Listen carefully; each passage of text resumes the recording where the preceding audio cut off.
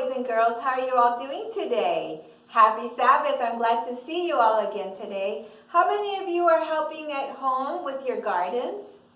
Or at school? Do you have a garden when you're at school and you help with the garden? I know our school has a garden. Well, some time ago, way over in China, there was a Chinese house. And there was a mommy and a daddy, and the cutest little baby boy was born. He was so cute and so roly-poly, and oh, how they loved him.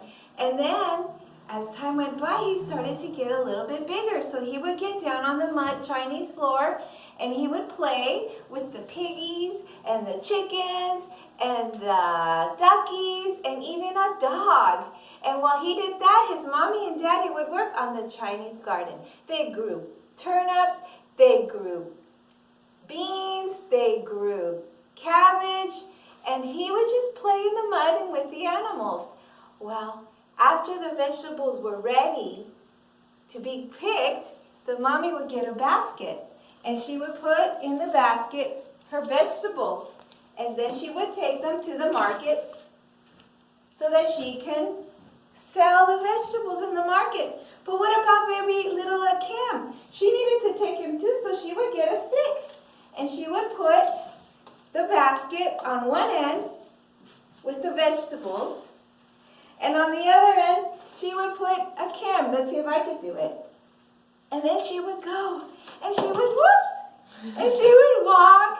And she would walk. And she would walk. And the baskets would swing and swing and swing. And what do you think happened to Kim while he was in the basket? Sometimes he would fall asleep. Sometimes he would get hungry. Sometimes he would get tired of being in the basket. And he would cry, "Ah, ah!" And the mommy would say, "Kim, shh, be quiet. You see that big house up in the top of the hill? That's where that white doctor lives. In the missionary house. And if he hears you crying, he'll come looking for you and steal you." Oh, Kim didn't want to be stolen. He would hide back into the basket, way deep into the basket. But then time would go by as mommy was working, and he would start crying again because maybe he was hungry or he was tired. And then he would remember what his mommy had said, so he would hide back into the basket. And one day, while they were traveling to the market, Kim was hiding in the basket. When he was in the basket, he found something. It was a little white, shiny bean. And Kim got the little bean, and he decided to play with it. And he first played with it, and he played with it, and he played with it, and he sucked with it, and he sucked it, and he sucked it. And then he decided to try to put it up into his nose, and he pushed, but bloop, it got stuck in his nose, and he tried to get it out, and he couldn't, and he started to cry, "Ah!" And the mommy said, "Shh, Kim, be quiet. You see the mission house up on the top of the hill, that big white house? The doctor lives there, and if he hears you crying, he's going to come and look for you and steal you." And shh, Kim stayed very quiet, and he didn't want to get in trouble for having a bean stuck into his nose, so he decided to wait. But when he got home, he forgot all about it. He didn't say anything. He was so afraid to get in trouble. And the next morning, the father said, "Wife, I do declare, I think that one side of Kim's nose is bigger than the other side." And the mother went over and looked at Kim, and she said, "Well, you know, he's so roly-poly, it's really hard to tell." But the day after that, when she went to get Kim out of his cradle in the morning, she started to scream, "Ah! Oh no!" Because you see, she saw two little leaves growing out of his nose. And the mother said, "Oh no, our baby's going to become like a bean vine. Are the roots growing up into his head? Are the roots growing down into his stomach?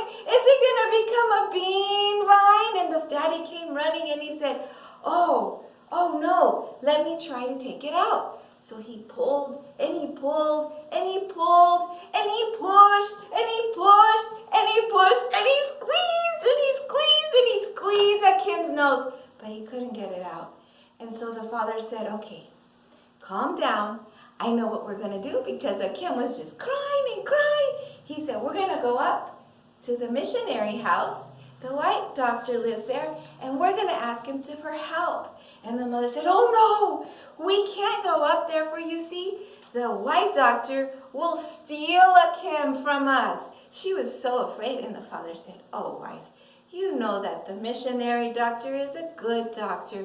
He's a kind doctor, and he's a Christian doctor. We're going to take a Kim, and we're going to take him to the doctor, and the doctor will help him. And so the mother agreed, but poor Kim was scared. He was so scared, and they took him, they wrapped him in a blanket, and they started walking up to the big mountain where the doctor lived. And when he went to the doctor said, oh, it looks like a Kim's been playing with beans. I can help him. Do you think a Kim was happy? Oh no, he was crying and screaming. So the doctor got some medicine, and he said, put a Kim on the table. And they put a Kim on the table. And Mommy and Daddy helped. And the doctor put some medicine on a cloth. And then he put it on a Kim so that a Kim could smell that medicine. And it helped him go to sleep. And while he was sleeping, the doctor did surgery. And he was able to take the little bean sprout out from his nose. And then he put a Band-Aid to cover it. And he put the Band-Aid on him so he could stay clean and not get infected. And he said, okay, while he's still sleeping, take him home so he can fall asleep, wake up at home and he won't be afraid. And they covered his nose where they had done the surgery on his face. And so they took a Kim home.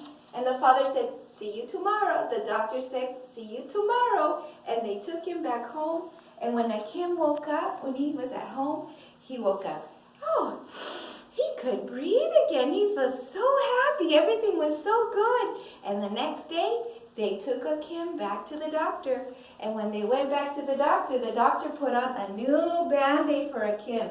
And he put a new Band-Aid and he said, come back tomorrow and I'll clean your nose and we'll put a new one. Everything looks good. And so a Kim ran, he held their hand and he ran back with Mommy and Daddy back home. And the next day, they went back to the doctor. And the next day, and the next day, and the next day, and the doctor put on new Band-Aids. And that time they were there, the doctor said, come back tomorrow, but you can stay for Sabbath school. So they went, and they went to the doctor. It was Sabbath. And the doctor said, okay, Kim, it looks great. You're not going to need any more Band-Aids. Your nose looks good. It healed well. Don't you want to stay for Sabbath school? And you can read, you can hear us tell you beautiful Bible stories, and we have beautiful picture books, and we have beautiful songs like this. Jesus loves me, this I know, for the Bible tells me so. Won't you stay? And so Father looked at Mother, and Mother looked at Father, and Father said, I believe we will stay. And the mother said, I would love to. And the Kim said,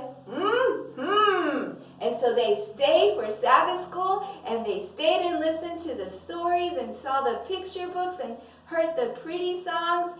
And at the end of Sabbath school, the doctor invited them to come back again the next Saturday to come and learn more stories and more songs and to see more picture books. And they decided to come, and they came the next Saturday, and the next Saturday, and the next Saturday, and the next Saturday, until they decided to give their hearts completely to Jesus. And when Kim was old enough, he went to school. Do you know what school he went to? He went to the missionary school, and that was built with the money that's collected with our offerings every Sabbath. And you know what, boys and girls? You can help boys and girls just like you and just like a Kim learn about Jesus with your offerings so that they can learn that there is a God that lives up in heaven. There's a God that lives here on earth, and he lives in my heart. And he would like to live in your heart too. Won't you give your heart to him today?